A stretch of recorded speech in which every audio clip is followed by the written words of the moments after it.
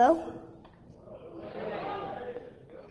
Good afternoon. The title of my talk for you today is Why Kids Can Be Really Good Hackers. Today I'm going to start my talk by introducing myself. Who am I? I am Reuben Abishai Paul, but my friends call me Rapstar. My Twitter handle is @PrudentGames. You can tweet about this talk if you like it. When I was 2 years old, I was recognized as America's most beautiful baby. When I was 7 years old, I was honored to receive the title of being the youngest Shaolin Kung Fu black belt in America. Today I am 8 years old and founder and CEO of Prudent Games Inc. We make entertaining games so that our customers learn while they play. Some of the games I have written are Cracker Proof, a fun way to learn about strong passwords. Crack Me If You Can, a fun way to learn about brute force attacks. And Shuriken Math, a game where ninjas teach you math. Some of these games are in the App Store and some are coming soon. Please check these games out. When I grow up, I want to be a cyber spy. It all began when my first grade teacher asked me, "What do you want to be when you grow up?" And this is what I drew. This is me laying back on the couch. This is my SQL injection hack going through the cloud. This is the other computer's firewall with holes in it. And this is the other computer pwned. Now let's start with why kids can be really good hackers, like me. Kids and hackers share similar qualities, and here are 4 of those qualities that I would like to expand on. First, they are both creative. Second, curious. Third, credible, at least the good ones are. And fourth, cool. First, just like hackers are creative, so are kids. How do I know that? One of the most successful kid companies that appeals and satisfies the creative mind of kids is Michael Farnham. Any guess? Sorry, I was tweeting about it.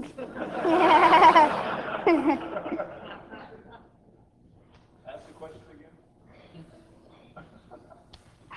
One of the most successful kid companies that appeals and satisfies the creative mind of kids is Lego. So everybody, sing along with me. Everything is awesome. What? I can't hear you.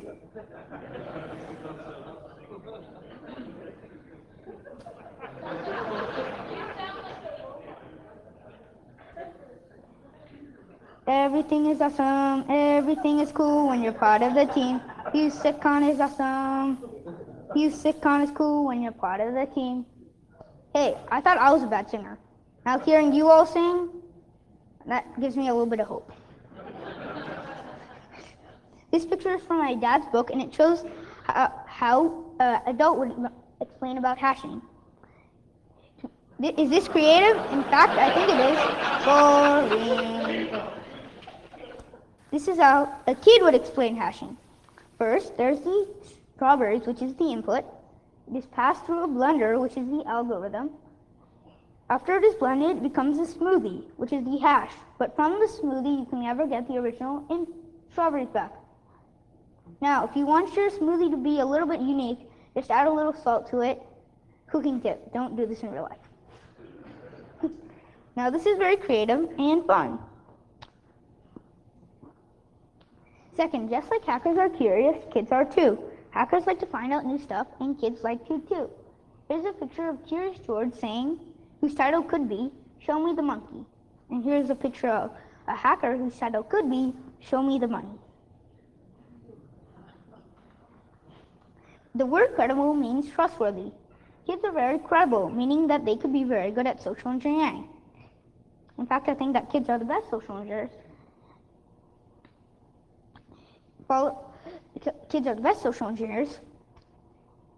After my debut talk at DerbyCon, Chris Heineke, aka the Human Hacker, gave me an SE Challenge coin. But my little brother Isai wanted one too. At first he did not get it, but as you can see in this picture, my little brother Itai has his own SE Challenge coin. You want to know how he did it, how he social engineered the Human Hacker? Here's a step-by-step guide to learn how. First, get your target on their knees. Second, sweet talk them into giving you the SE Challenge coin. Third, reach out for the SE Challenge coin, but be cool about it. Fourth, take the SC challenge coin and allow a little pat on the head. Fifth, pose with the target for a good picture. Oh, and sixth, I think we forgot to add this step, but run away with the SC challenge coin before the target changes their mind. Now, cool.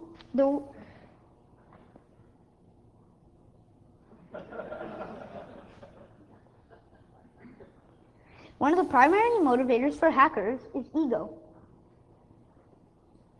To prove to others that you are cool. Both hackers and kids like to prove to others that they can do things that others cannot. For example, how many of you have seen the movie Finding Nemo?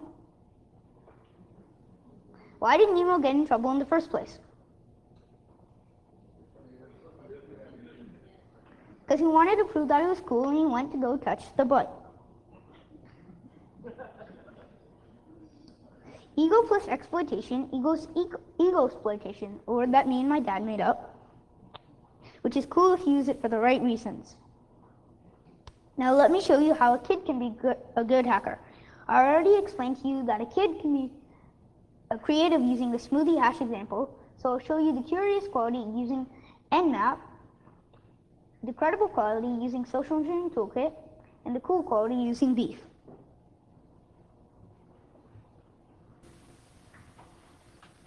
So as you can see here, I got 3 virtual machines open. One is Kali, one is Windows 8, and one is OS BWA. So a hacker would be curious to find out all the boxes that are up and running. He would use a tool like Nmap. But how do we know what range to scan in? Let's check our IP address. Our IP address is 192.168.56.101. So we're going to scan the subnet in that range.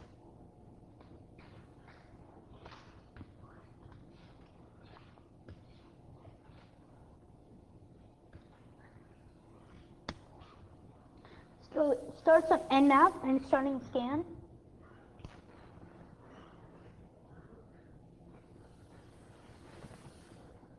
It may take a little while.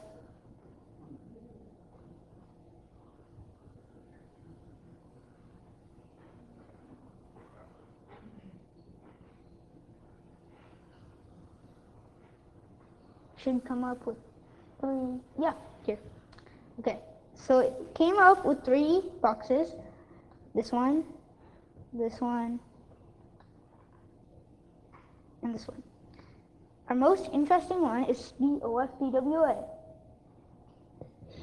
Its IP address is 192.168.56.103. It also has a lot of ports open, like Secure Shell, which you could try Hydra brute force attacks, HTTP for cross-site scripting, and which you could try for cross-site scripting and SQL injection, and so many more. Now my second demo is going to be on the credible side. We're going to do a credential harvester attack. We're going to clone a fake site. We need our IP address.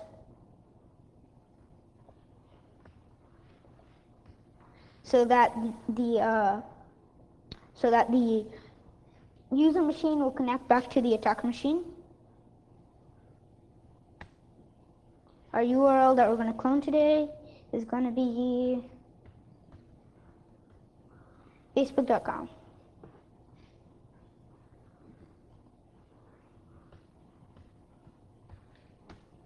It's going to clone the website.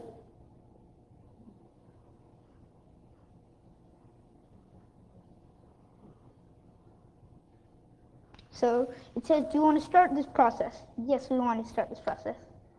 So all the files will be copied to the website directory. So let's pretend that we sent an email to this box saying, hey, go check out this link. But today, for time purposes, we're not going to send an email. We're just going to assume that they clicked on the link.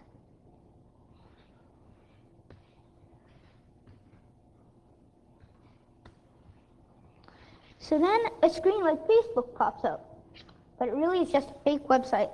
So let's say the email is Alice, Facebook.com.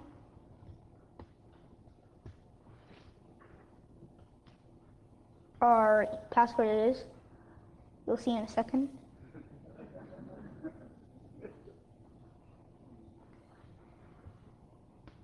So we logged in.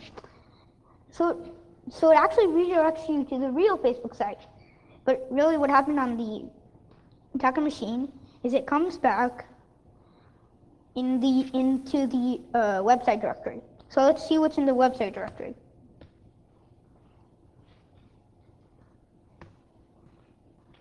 See, we have a harvester. We have a harvester file. We're going to open that up with cat. And it comes back saying the email is alice at facebook.com and the password is Alice in Blenderland.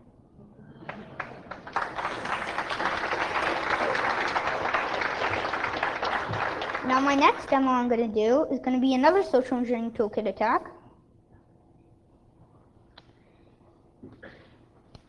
It's going to be a Java applet attack. What a Java applet attack does is it clones a fake site and then adds an applet on top of that.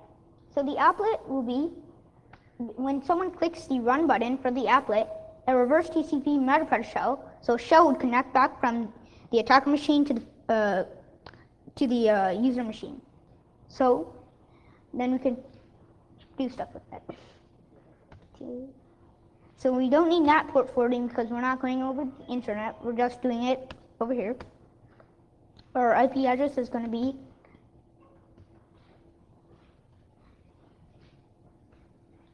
192.168.56.101. We're going to make our own self-signed applet. What's our first and last name? Facebook.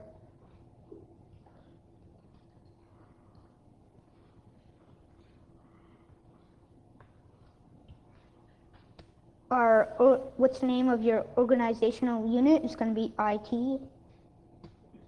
What's the name of your organization? IT.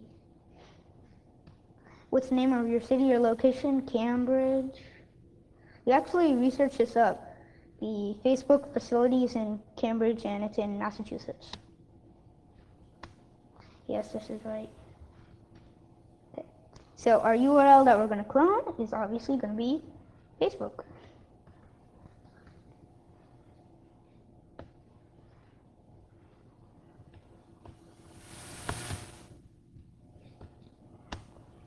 So we cloned the website. It's injecting the Java applet into the newly cloned website.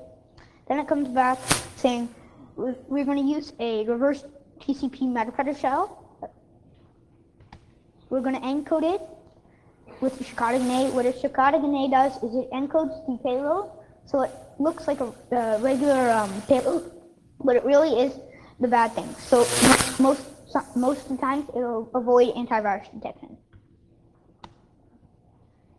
Our port listener is going to be the default 443. And then it might take a little bit to start the payload up.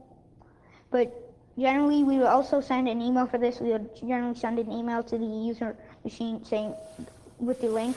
But today, for time purposes, we're not going to do that. See, it encodes the payload 4 times. And then it's starting up the Metasploit framework. This might take a little bit. So how many of you think this is cool?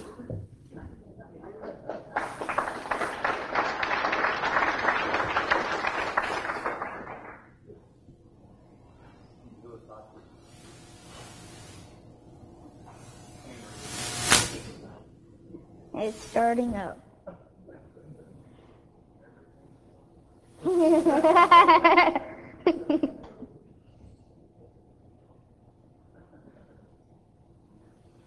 Load up.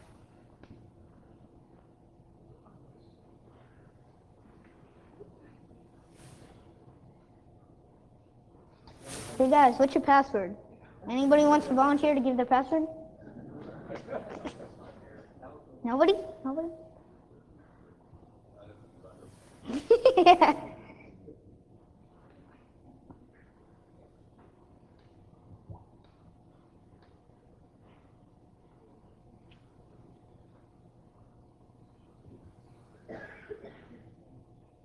There. So it started the payload handler. So we sent the email to the user machine, and then we come, and then it pops up as Facebook again since we cloned Facebook.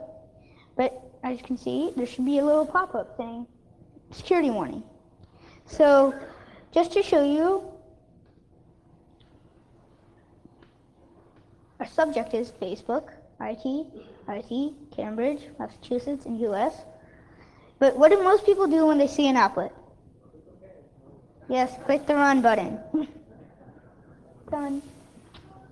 So it's already sending the stage. The MetaProtect session 1 is open, so that's one shell. There, and then there's four more. And there's session 2, session 3, session 4, session 5. So we're going to start the interaction with session 1.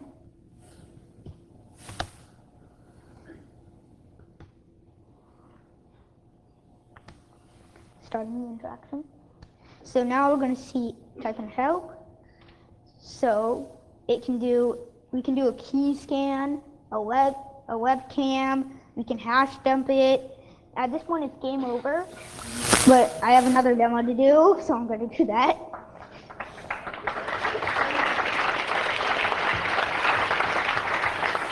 Now this is the cool demo using Beef. So we're going to start up Beef. It's for a browser exploit framework.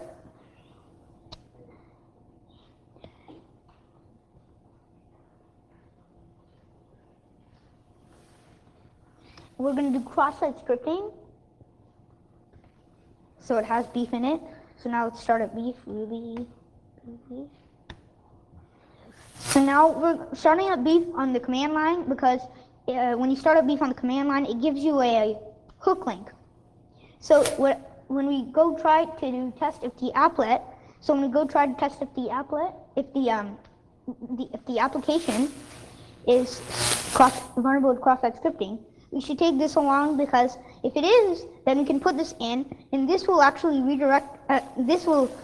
give a hook link onto B. So from that command line, we can do anything. So we're going to copy this.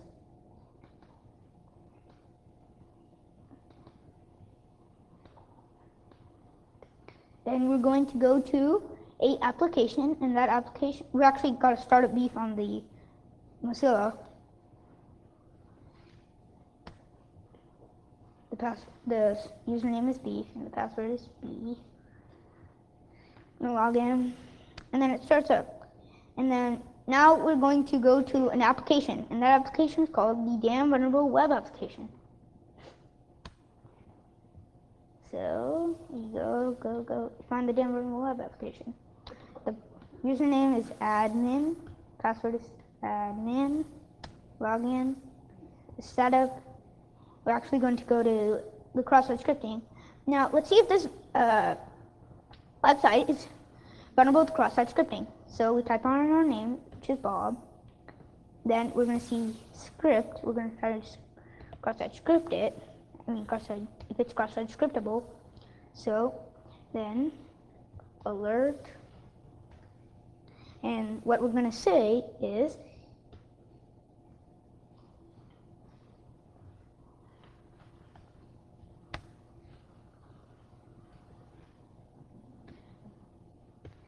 and then we close the script.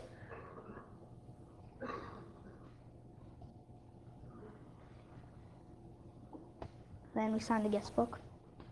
Then there's pop-up saying you are all awesome, which means that's scriptable.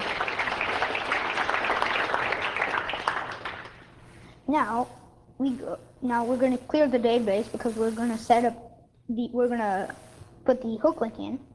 So let's go to the hook link.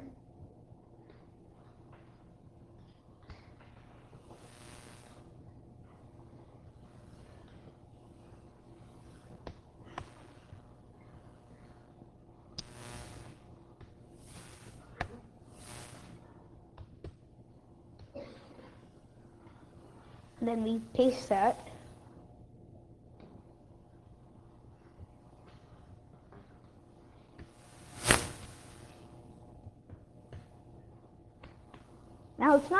type, because there's a restriction from how many number of characters you can go. So we use Mozilla Web Developer to remove maximum length, and then you can start typing again.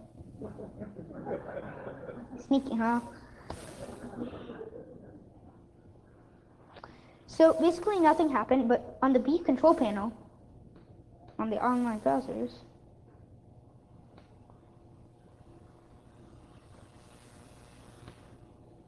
our box popped up because we pressed the sign guest button.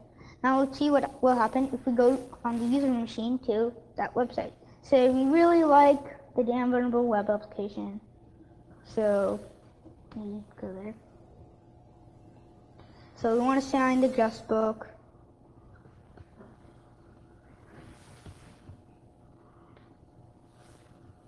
So we go and sign the guest book. But even before you even type anything, in a little bit, it should the user machine IP address should pop up on here. So any second now.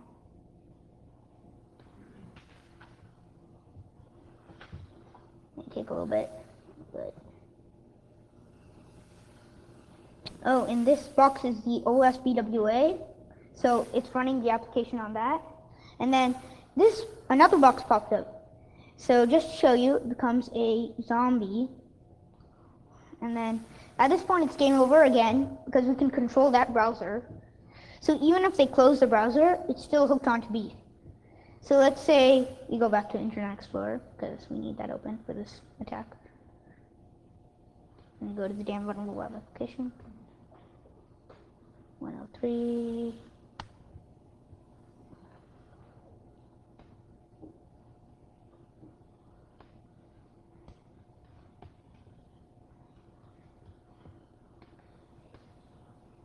So now we're going to cross-encrypting store.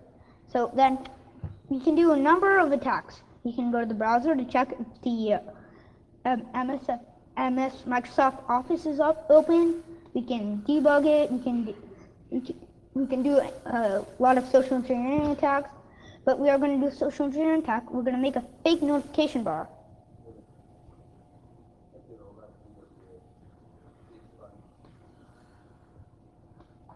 Yeah.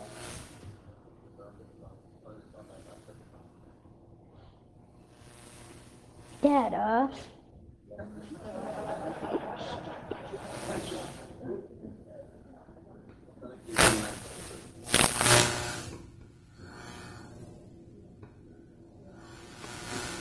There. So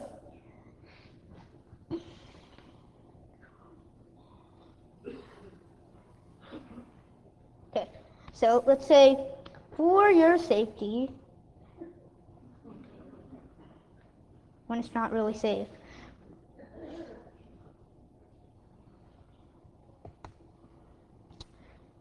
your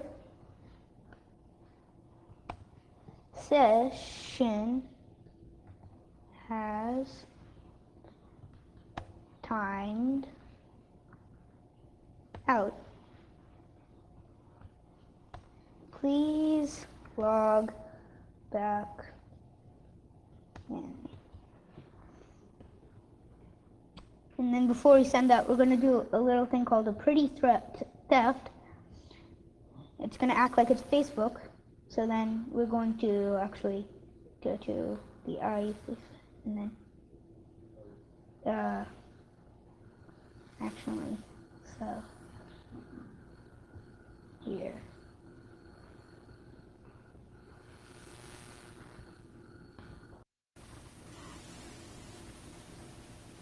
Okay, well, I'll type that in 10.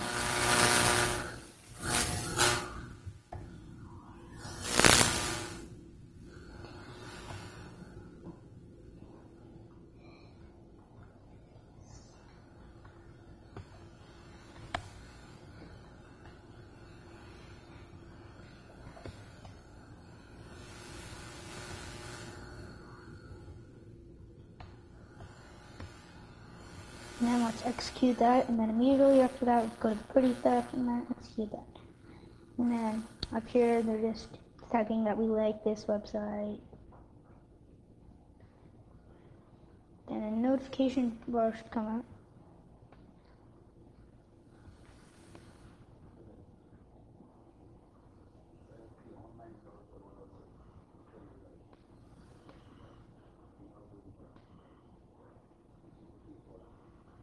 Lesson on. Oh.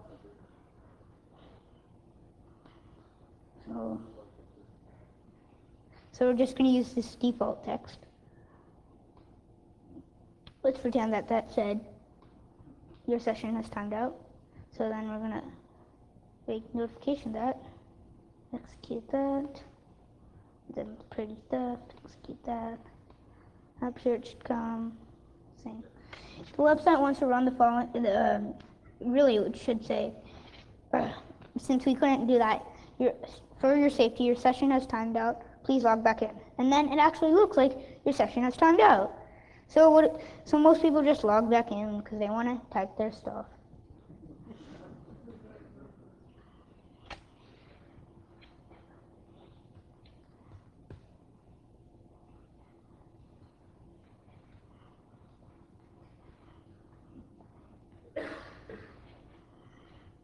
And log in. But back on the pretty stuff, it comes back saying alice@gmail.com, and the password is Alice in Wonderland.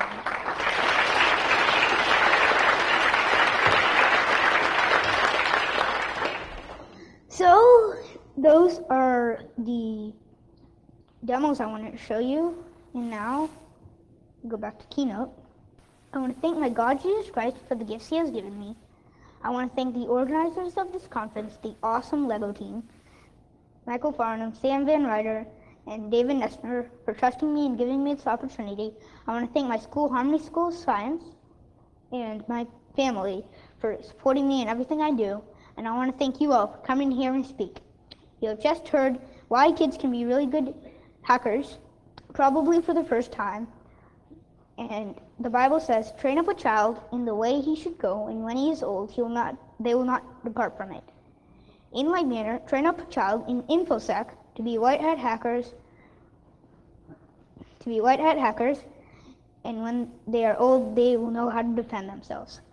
Here's my contact information, Reuben@prudentgames.com. Please contact me Please contact me if you want to invite me to your next talk. I can even do keynotes, and I'm not talking about the Apple product. Any questions?